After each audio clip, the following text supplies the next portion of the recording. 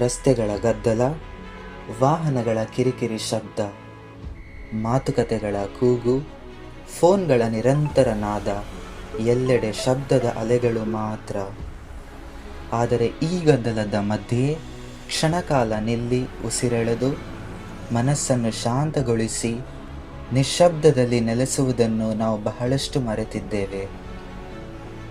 ಪವಿತ್ರ ಗ್ರಂಥದಲ್ಲಿ ಪ್ರವಾದಿ ಎಲಿಯನು ಕೂಡ ದೇವರನ್ನು ಬಿರುಗಾಳಿಯ ಭಯಾನಕ ಚಳಿಗಾಳಿಯಲ್ಲಿ, ಭೂಕಂಪದ ಕಂಪನದಲ್ಲಿ ಹಾಗೂ ಅಗ್ನಿಯ ಜ್ವಾಲೆಯ ಹೊಳಪಿನಲ್ಲಿ ಹುಡುಕಿದನು.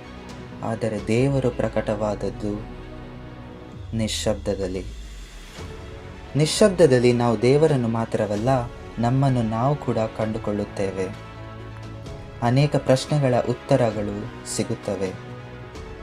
ಹೀಗಾಗಿ ಸ್ವಲ್ಪ ಸಮಯವಾದರೂ ಗದ್ದಲದಿಂದ ದೂರ ಸರಿದು ನಿಶ್ಶಬ್ದದ ತಟದಲ್ಲಿ ಕುಳಿತುಕೊಳ್ಳೋಣ.